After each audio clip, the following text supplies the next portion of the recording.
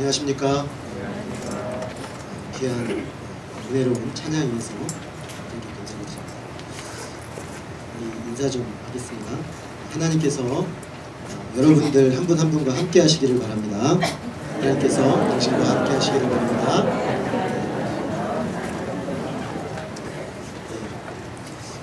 설 연휴를 잘 보내고 이렇게 다시 주님 안에서 함께 모여서 예배하게 돼서 감사합니다.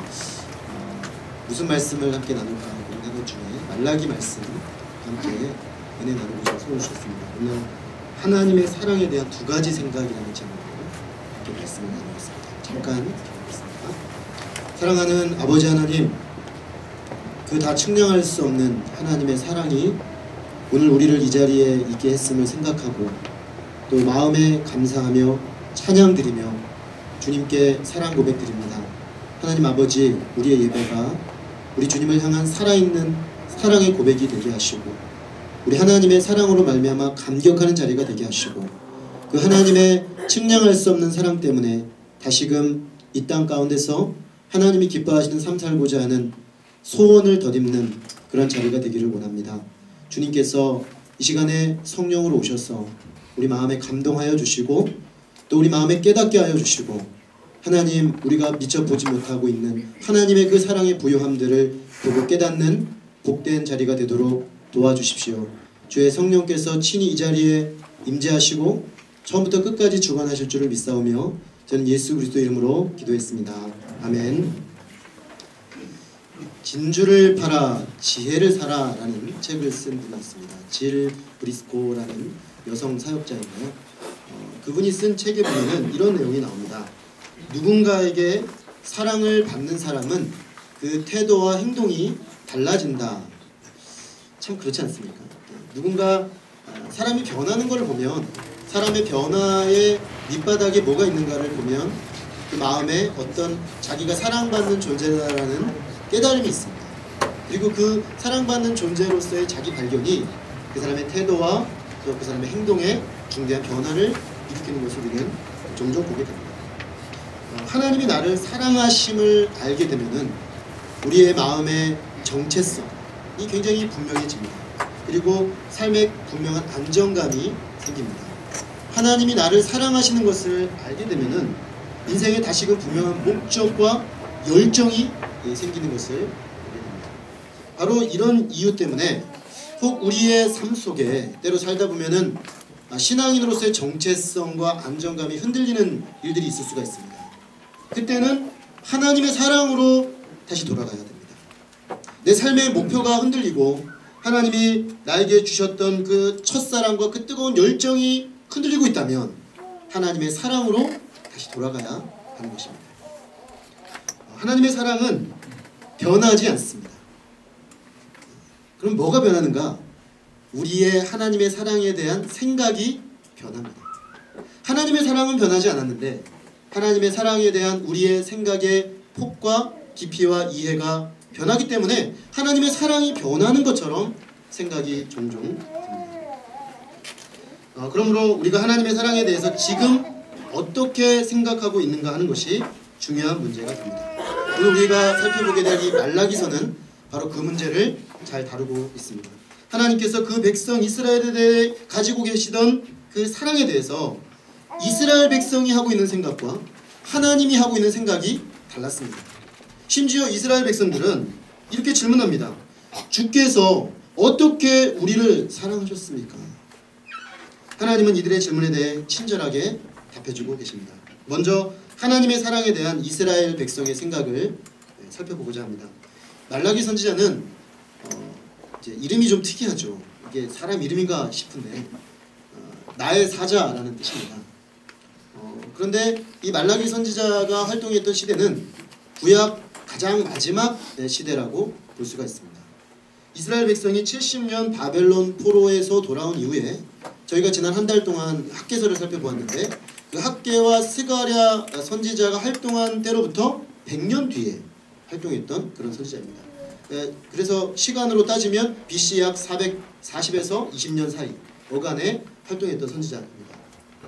그는 구약의 마지막 선지자로서 느헤미야가 성전을 재건한 이후에 성벽을 재건하던 그 시점에 동시에 활동했던 그런 선지자라고 봅니다.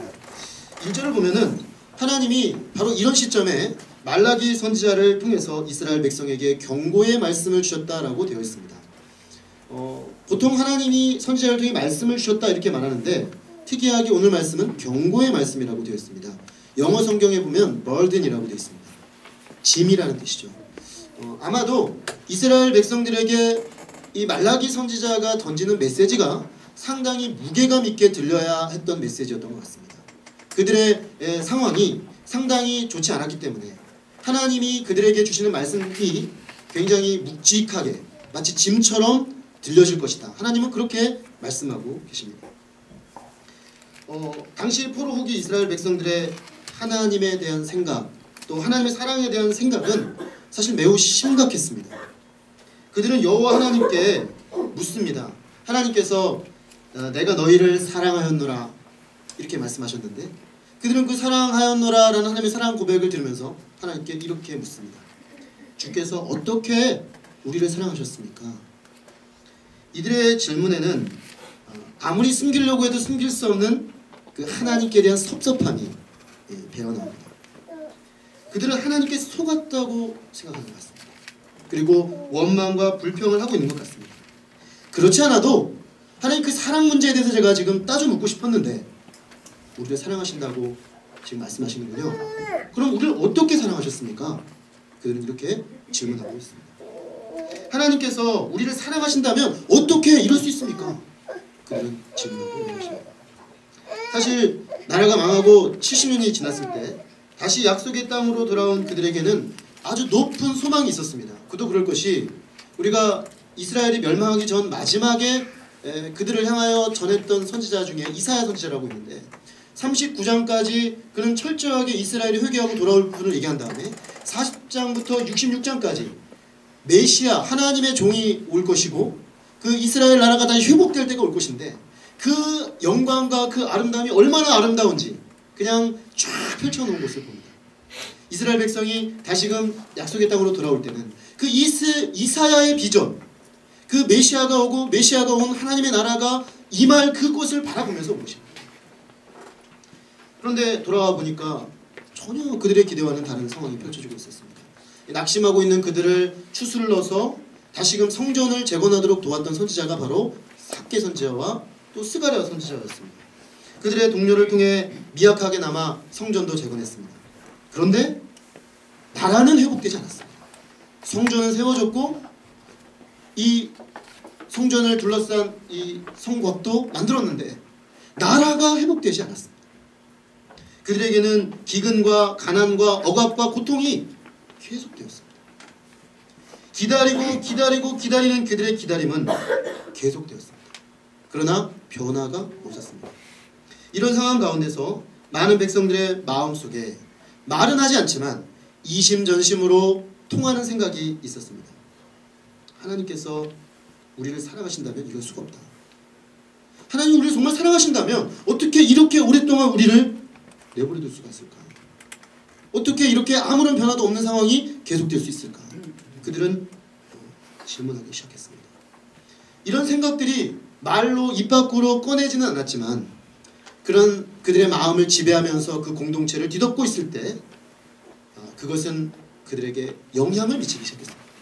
하나님이 사랑하신다면 이런 상황이 계속될 수 없잖아 라는 이 생각은 굉장히 중요한 변화를 불러일으켰는데 그것은 영적인 열정을 빼앗아 가기 시작했다는 것입니다. 말라기 선지자에 하면 이 말라기 선지서를 쭉 읽어보면은 당시 이스라엘 백성이 완전히 영적인 의무를 다 벗어버리진 않았습니다. 그들은 형식적인 하나님 앞에서의 제사라든가 예배 의식을 다 가지고 있었습니다. 그런데 적극적인 열정을 가지고 주님을 섬기지도 않았습니다. 그러니까 다 버린 것도 아니고 그렇다고 아주 뜨거운 것도 아니고 그저 형식이 남아버린 그런 상황이었습니다. 하나님께 제물을 가져오기는 하는데 우리가 1장 후반부에 보면은 그들은 참 번거롭다, 지겹다, 매번 이것도 가져와야 돼 이런 생각이 그들의 마음에 파고 들어오기 시작했습니다. 그리고 병들고 더러운 제물들을 가지고 와서 하나님께 드렸습니다. 그들 가운데에는 도덕적이고 영적인 방종이 만연했습니다. 그래서 심지어 이스라엘 백성들 가운데 함부로 자기 부인을 버리고 이방 여자랑 결혼하는 일들이 일어나기 시작했습니다.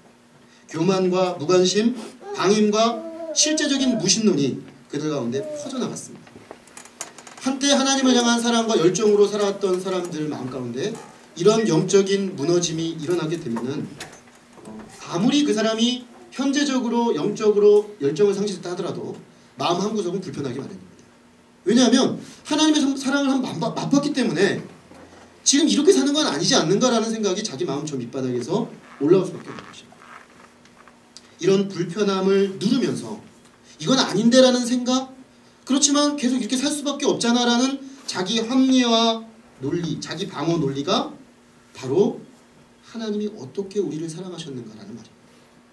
그러니까 결국 이스라엘 백성들이 하나님이 어떻게 우리를 사랑하셨습니까? 라고 질문하는 것은 우리가 이렇게 살 수밖에 없는 이유가 있지 않습니까? 하나님이 우리를 향하여 더 이상 사랑을 보여주지 않으시는데 우리가 어떻게 하나님을 향하여 우리도 뜨겁게 하나님께 반응할 수 있겠습니까? 이런 질문을 그들은 하고 있는 것입니다. 하나님의 사랑이 피부에 와닿지 않는다는 것입니다. 하나님의 사랑을 우리가 느낄 수만 있다면 우리도 더 이상 이렇게 살지는 않을 겁니다 라고 그들은 말하고 싶은 것입니다. 이스라엘 백성은 사랑에 대해서 매우 물질적으로 생각하고 있었습니다. 정치적인 힘이 생기고 나라가 회복돼야 되는 거죠. BC 586년에 망했는데 회복이 안 됩니다. 사실은 1948년까지 이 역사적인 이스라엘 나라는 회복되지 않습니다. 그러니까 그들은 그것을 계속 기대하고 있는데 그것이 그들의 손에 쥐어지지 않는 것입니다. 경제적으로 풍요로워져야 되는데 그렇지 않습니다. 하나님의 축복하신 가시적인 열매들이 맺히는 것으로 나타날 때 하나님이 나를 사랑하시는구나, 하나님이 우리를 사랑하시는구나 이렇게 확신할 수 있다는 것입니다. 그런데 그렇지 않으므로 하나님은 우리를 사랑하시지 않는 것 같아, 하나님 나를 사랑하시지 않는 것 같아 라는 결론을 내리고 있는 것입니다. 우리는 종종 하나님의 사랑을 생각할 때 이런 이스라엘식의 생각의 함정에 빠질 때가 종종 있습니다. 우리가 생각하는 하나님의 사랑을 생각하는 목록이 있습니다. 하나님이 나를 사랑하신다면 이렇게 될 것이라고 생각하는 우리가 예상하는 목록이 있는 것이죠. 근데 그 목록이 있는데 실제 내 삶 속에서 경험하는 것은 그 목록과 일치하지 않는 일들이 자꾸 벌어진다는 것입니다. 그러면 하나님의 사랑에 대해서 물음표가 생깁니다. 퀘스천이 생깁니다. 하나님이 날 사랑하신다면 왜 이렇지? 이건 아닌데? 이런 생각이 우리 마음에 문득문득 스치고 지나가는 것입니다. 우리가 처음 신앙생활을 출발할 때는 어땠습니까? 그냥 예수님이 좋았습니다. 예수님을 생각하기만 해도, 예수님의 십자가를 생각하기만 해도 그냥 가슴이 뭉클해지고 눈에 이슬이 맺히고 정말 그 사랑 얼마나 아름다운가, 이 찬양 부르면서 마음에 정말 감격해하고 기뻐하고 아무것도 없는데 그 사랑만으로도 충분히 기쁘고 충분히 행복하고 충분히 감사했습니다. 하나님의 사랑이 너무나 크고 놀라워서 이 하나님께 드리는 삶은 아깝지가 않았습니다. 마땅히 그렇게 해야죠. 하나님, 제가 모든 것을 드리겠습니다. 이 모든 걸 드린다고 주님의 사랑을 제가 갚을 수 있겠습니까? 이 큰 주님의 사랑을 이렇게 고백했습니다. 마치 첫사랑에 빠진 연인의 모습처럼 말입니다. 첫사랑에 빠진 연인들은 어떻습니까? 그저 바라만 보고 있어도 좋습니다. 저는 짧은 40일간 연애하고 결혼했는데 그 40일이 얼마나 뜨거웠는지 지금 생각해보면 짧길 다행입니다. 너무 뜨거워가지고 그냥 같이 바라보고만 있어도 행복하고 안 먹어도 행복해요. 밥때가 됐는데 그냥 같이 있기만 해도 그냥 행복하고 그냥 너무 좋은 거죠. 그 자체로 그냥 사랑에 빠져서 행복하고 기쁘고 좋았습니다. 그 사랑 때문에 무한히 헌신하고 싶고 나의 모든 것을 주고 싶어집니다. 그런데 그렇게 사랑했던 연인들이 결혼하고 나면 종종, 늘 그런 건 아니고요, 종종 상황이 달라집니다. 뜨거웠던 첫사랑의 감격이 사라지고 결혼 생활이라는 삶의 현실이 모든 것을 삼켜버리는 것처럼 볼 때가 옵니다. 그저 같이 있기만 해도 좋았는데 이런저런 삶의 상황들 속에서 섭섭해집니다. 나를 사랑한다면 어떻게 나에게 이렇게 할 수 있어? 이런 생각이 마음에 들어옵니다. 아, 그런 건 안 되는데 문득 삶에 눌리고 삶의 한편에 막 짓눌리다 보면은 처음에 그 사랑은 어디로 가고 문득 그런 질문이 들어오는 거예요. 나를 지금 사랑하나? 사랑한다면 나를 어떻게 이렇게 대접하지? 답이 어떻게 이렇게 오래된 답이 나오지? 날 사랑하는 게 맞아? 이런 생각을 하는 거죠. 이거 사랑이 식은 징조야. 이렇게 자기 해석을 하는 거죠. 제 아내가 그렇다는 얘기가 아닙니다. 오해하시지 마십시오. 문득 예를 든다면 그런 거죠. 그런 식으로 어떤 상황을 가지고 사랑을 재해석하는 그런 일이 벌어지는 것입니다. 그런 판단이 올 때 어떤 사람들은 이 상황을 이렇게 해석합니다. 결혼 생활은 원래 사랑으로 하는 게 아니야. 원래가 사랑으로 하는 게 아니고 버티는 거야. 사랑이야 처음에 하는 거고 결혼 생활을 누가 사랑으로 해. 그냥 버티고 견디는 거지. 이렇게 말하면서 자기 합리화를 이어가는 경우들이 있습니다. 사실 지금 이스라엘 상황이 정확히 그와 유사했습니다. 형식은 그렇게 유지되고 있었습니다. 하나님과의 언약관계, 사랑의 관계는 유지되고 있는 거죠. 그런데 그 안에 아무런 생명력도 감격도 기쁨도 없습니다. 누가 신앙생활을 사랑으로 해. 형식으로 그냥 하는 거지. 때가 되면 교회 가는 거고 때가 되면 하는 거고 그런 거지. 누가 뜨거운 사랑과 뜨거운 감격과 뜨거운 생명력으로 평생 그렇게 하겠어 라고 자기 합리를 하면서 이렇게 신앙생활해도 괜찮지 않을까라고 이제 어느 정도 적당히 타협을 하는 것입니다. 그러다가 문득 하나님과 대화를 깊이 있게 하는 시간이 되면 그렇게 덮어놨던 어떤 무언가가 울컥하고 올라옵니다. 그러면서 하나님, 이건 아시지 않습니까? 하나님 나를 사랑하신다면 어떻게 나를 이렇게 하실 수 있어요? 이런 질문이 문득 우리가 덮어놨는데 그냥 평상시 삶으로 그냥 사는데 올라오는 것입니다. 오늘 우리와 하나님의 관계는 어떠한지요? 하나님의 사랑만으로 충분히 감사하고 우리가 처한 현실의 어려움 속에서도 그 사랑 때문에 기쁘고 그 사랑 때문에 감격하고 행복합니까? 오랜 기다림이 있지만 주님의 사랑 때문에 주님 이 어려운 길도 이 어려운 때도 주님 제가 주님의 사랑 때문에 넉넉히 이기고 나갑니다 라고 고백하며 살아갑니까? 아니면 나의 모든 삶의 어려움과 오랜 기다림과 변화가 없어 보이는 현실로 인해서 하나님의 사랑에 대해서 근본적으로 재고해보고 있지는 않습니까? 만약 우리가 후자라고 한다면 틀림없이 우리의 신앙에는 깜빡깜빡 적신호가 켜진 것입니다. 형식적인 신앙생활, 생명 없는 의무관을 감당하는 믿음, 마음과 중심이 아닌 거칠의 믿음, 하나님의 사랑과 비전에 붙들림 받아 인도함 받는 삶이 아니라 그저 하루하루 살아가는, 꾸역꾸역 살아내는 생활인, 이런 것들이 그 적신호가 켜진 사람들의 삶의 모습입니다. 오늘 우리 말라기서는 우리에게 질문하고 있습니다. 오늘 이스라엘 백성의 하나님에 대한 생각은 정말 무게감 있게 우리의 삶의 중심에 던지는 하나님의 질문이라고 하겠습니다. 자, 그렇다면은 이 동일한 상황에 대한 하나님의 생각은 어떨까요? 하나님의 사랑이 정말로 이스라엘 백성이 생각하는 것처럼 식은 것일까요? 하나님께서는 이렇게 말씀하십니다. 나 여호와가 말하노라. 에서는 야곱의 형이 아니냐. 그러나 내가 야곱을 사랑하였고 에서는 미워하였으며 그의 산들을 황폐하게 하였고 그의 산업을 광야의 이리들에게 넘겼느니라. 사랑 얘기를 하다가 하나님이 갑자기 야곱과 에서 얘기를 하십니다. 좀 엉뚱한 이야기를 하는 것처럼 보입니다. 갑자기 왜 에서 얘기를 꺼내시고 야곱 얘기를 꺼내시는가? 의아함이 생깁니다. 그러나 우리가 이 말씀을 가만히 주의 깊게 들어보면 하나님께서는 이스라엘의 생각과는 달리 그들을 사랑하고 계신다는 말씀을 하고 계신 것을 알 수 있습니다. 하나님의 사랑은 선택하신 사랑이라고 말씀하시는 것입니다. 하나님은 이스라엘의 본래 이름인 야곱을 사랑하셨고 에서를 미워했다라고 말씀하십니다. 이 사랑했다, 미워했다라는 단어는 언약적인 단어입니다. 그래서 사랑했다는 말은 내가 야곱을 선택했다라는 말입니다. 미워했다는 말은 내가 에서는 선택하지 않았다는 말입니다. 그러므로 지금 하나님께서 말씀하시는 것은 내가 야곱과 에서 중에 에서는 선택하지 않았고 야곱은 선택했다라고 말씀하고 계십니다. 그러면 야곱과 에서가 누굽니까? 이삭의 쌍둥이 아들들입니다. 그럼 이삭은 누굽니까? 믿음의 조상 아브라함의 약속의 아들입니다. 하나님께서는 온 인류가 하나님을 떠나서 하나님 없는 자기 이 성을 쌓는 그 바벨탑을 쌓는 그 바벨탑 중심지에서 우상 판매업자의 아들이었던 아브라함을 하나님의 놀라운 구속의 소망을 가지고 택하여 부르셨습니다. 그리고 하나님께서는 그를 복을 주시고 그를 통해 온 세상을 복주겠다고 말씀하셨습니다.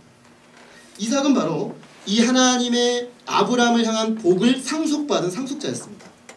상속의 후보들이 많이 있었죠. 다메섹 엘리에셀도 있었고 롯도 있었고 또 이스마엘도 있었지만 하나님이 말씀하신 약속의 자녀인 언약 백성 이삭 100세에 나올 수 없을 때 하나님의 능력과 말씀과 약속으로 낳은 아들 그 이삭이 약속을 계승하고 있습니다.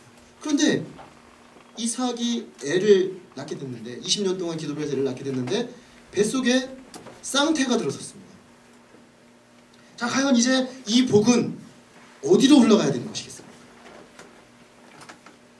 그들은 동일한 조건, 동일한 상황에 놓여져 있습니다. 앞서 이삭의 경쟁자들은 좀 달랐습니다. 이스마엘은 정실 부인이 아닌 부인에게 태어났고 또 롯은 조카였고 또 다메섹 엘리에셀은 아예 집의 종이었습니다. 그러므로 근본적으로 비교가 되지 않습니다. 이삭에게 가는 거죠. 그런데 지금 이삭의 이 리브가의 뱃속에 있는 이 두 아들은 똑같은 조건입니다. 누구에게 하나님의 언약적 축복이 흘러가야 되는 것입니다. 후에 태어난 이들의 모습을 보면은 에서는 들에서 막 사냥을 해서 고기를 해가지고 아버지에게 먹여주는 굉장히 남성적인 사람인데 반해서 야곱은 어머니 옆에서 조용히 묵상하는 부엌에 주로 거니 있는 그런 사람이었습니다. 인간적인 면모를 보자면 에서는 팥죽 한 그릇에 장자권을 팔아버리는 망령된 축복을 경히 여기는 그런 사람입니다. 그 점에서 좀 결점이 있었습니다. 그러나 이 야곱도 만만치 않았습니다. 야곱은 형과 아버지를 속이는 사기꾼 기질이 다분한 사람이었습니다. 인간적으로 볼 때 누구에게 넘겨야 되겠습니까? 이 두 사람 중 그 누구를 택하더라도 그들의 어떤 장점 때문에 택할 수 있는 상황은 아니었습니다.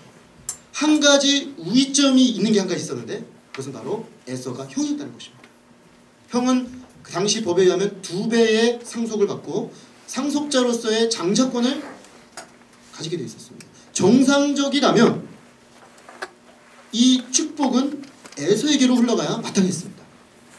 그런데 하나님은 야곱을 선택하셨습니다. 그것도 그들이 무슨 선이나 악을 행하기 전에 그들이 뱃속에 있을 때부터 야곱을 택하셨습니다. 그리고 야곱을 벽지시고 야곱이 얼마나 사기꾼이 기질이 많고 얼마나 인간적으로 하려고 했지만 하나님은 그를 택하셔서 훈련하셔서 마침내 하나님의 언약의 축복을 전달할 수 있는 사람이 되기까지 인내하시며 그를 양육하셨습니다. 그리고 그를 통해 12아들을 주시고 마침내 이스라엘 민족을 만들어 내셨습니다. 하나님께서 야곱을 선택하셨다는 것은 바로 그런 의미가 있습니다. 하나님께서 그를 택해야 될 이유가 없습니다. 어떤 근거가 없습니다. 그럼에도 불구하고 무조건적으로 그를 택하신 것입니다. 뿐만 아니라 이스라엘 역사를 보면 이들이 하나님의 은혜를 받고 난 다음에 태도를 보면 하나님의 은혜를 얼마나 쉽게 까먹는지 보여요.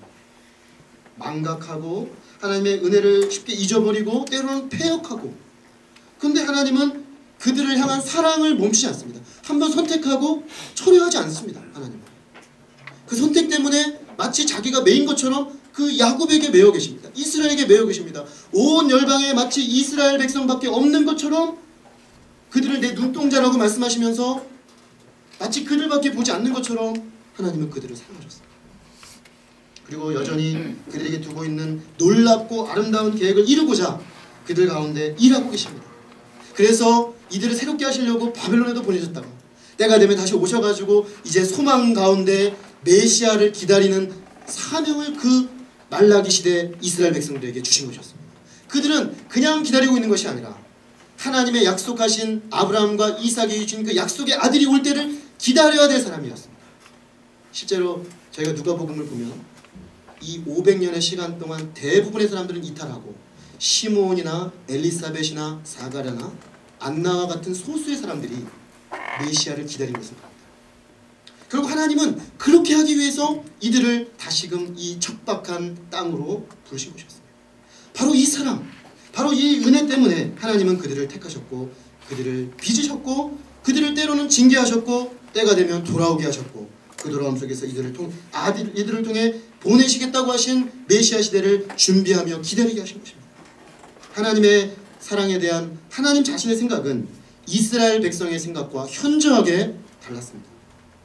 하나님은 여전히 그들을 사랑하십니다. 여전히 그들에게 가장 좋은 것을 주고자 하십니다. 그것은 인내와 기다림 속에서 그들의 인격과 그들의 삶이 변화되는 것입니다. 하나님의 약속을 품은 백성으로, 그 약속을 성취하는 백성으로 빚어지는 것입니다. 하나님이 원하시는 그 본래의 영광스러운 존재로 회복하시는 것입니다. 그리고 주의 뜻 가운데 이 세상에 하나님의 나라를 펼치는 당신의 도구로 그들을 쓰시기를 원하신 것입니다. 결국 이스라엘은 이 하나님의 이 선택하신 사랑을 잊었습니다. 선택은 은혜입니다. 하나님이 왜 나를 선택하는지 이유를 찾을 수 없는 것입니다. 은혜는 자격 없는 자에게 베푸시는 하나님의 선물입니다. 하나님의 사랑은 이런 은혜의 사랑입니다. 그러므로 하나님의 사랑이 현재적으로 우리 심령에 펄펄 끓는 사랑으로 살아있으려면 본래 우리 자신이 누구였는지를 기억해야 됩니다. 본래 내가 누구였는가? 내가 지금 이 누리고 있는 이 모든 하나님의 은혜가 내가 그런 자격이 있어서 누리고 있는 것인가?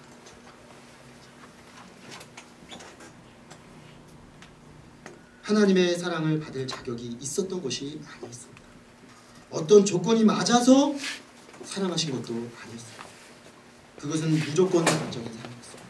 이유가 없는 사랑이었습니다. 이유가 있다면 하나님이 그저 사랑하셨다는 것입니다. 사랑하셨기 때문에 택하신 것이고 사랑하셨기 때문에 그들을 특별히 보신 것입니다.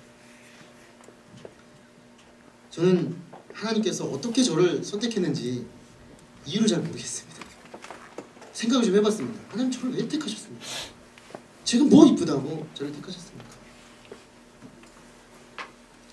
저를 택하시고 인도하신 가운데 왜 저같이 의심 많고 허물 받은 자를 내치지 않고 견디고 인내해 주시는지 잘 모르겠습니다. 예수님의 12제자를 보면 그 12제자들의 모습이 다 저에게 있습니다. 베드로처럼 성급하게 큰소리 뻥뻥 치지만 나중에 뒷감당 안 되는 모습이 저에게 있습니다. 도마처럼 잘 못 믿어가지고 계속 의심하고 또 따지고 또 따지는 그런 모습이 또 저에게 있고 마태처럼 이기적이고 자기 거 챙기는 그런 모습이 또 저에게 있고 제자들의 모습 하나하나가 다 그들을 선택하실 때 그들의 모습 어떤 모습이 아름다워서 어떤 모습이 그리 보기 좋아서 주님이 그들을 선택하셨을까요? 저를 선택하셨을까요? 우리를 선택하셨을까요? 우리 하나님의 사랑은 참 그러고 보면 불가사의한 사랑입니다. 이 사랑이 나를 살게 하고 이 사랑이 나를 노래하게 하고 이 사랑이 나를 꿈꾸게 합니다. 이 사랑에 대한 감격과 감사가 살아있다면 어떤 어려움도 이길 수가 있습니다. 어떤 힘든 길도 주님과 함께 걸어갈 수가 있습니다. 하나님과 함께하는 신앙생활은 마치 사랑의 안에서 연합한 부부의 결혼생활과 참 같습니다. 결혼한 부부가 함께 걸어가는 길에는 무수한 일들이 벌어집니다. 처음에 결혼할 때, 결혼 과정에, 결혼하고 나서 정말 예상치 않았던 많은 어려움들이 다가옵니다.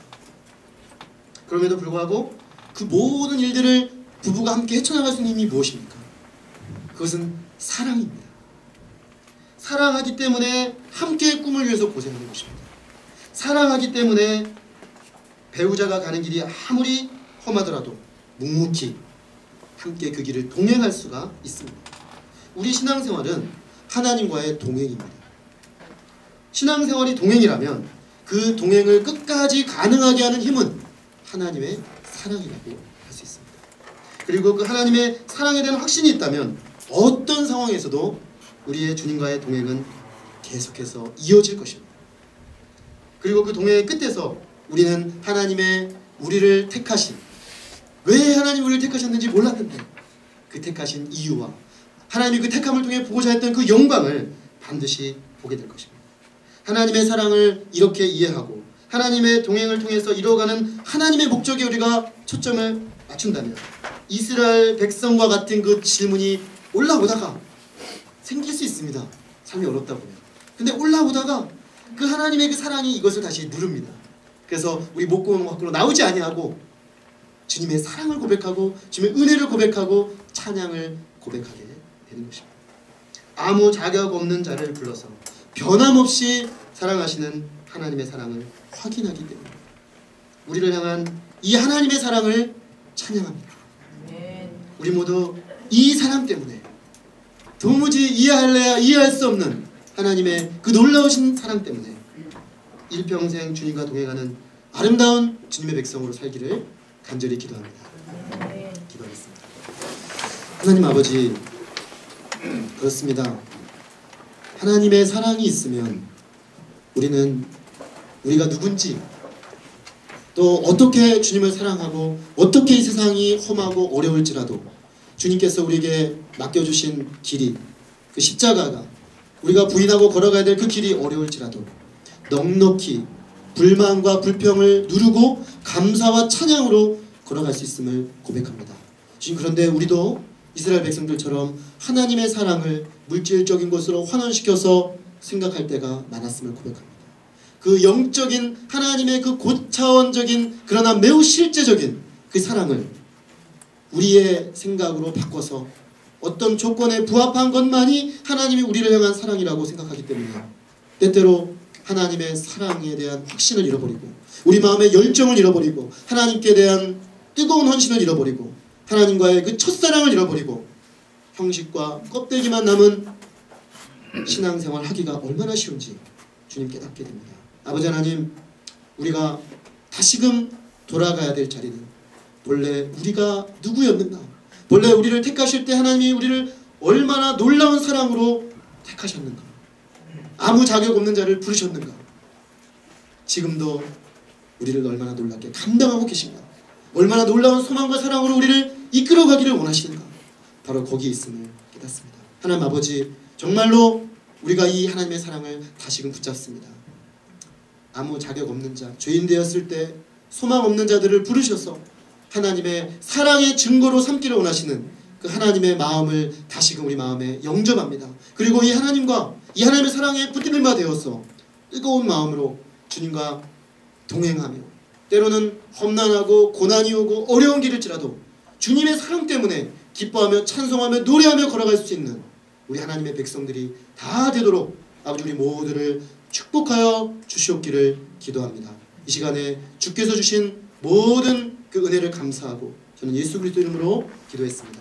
아멘. 우리가 자신의 입술을 열어서 소리내어 주님 앞에 기도하겠습니다.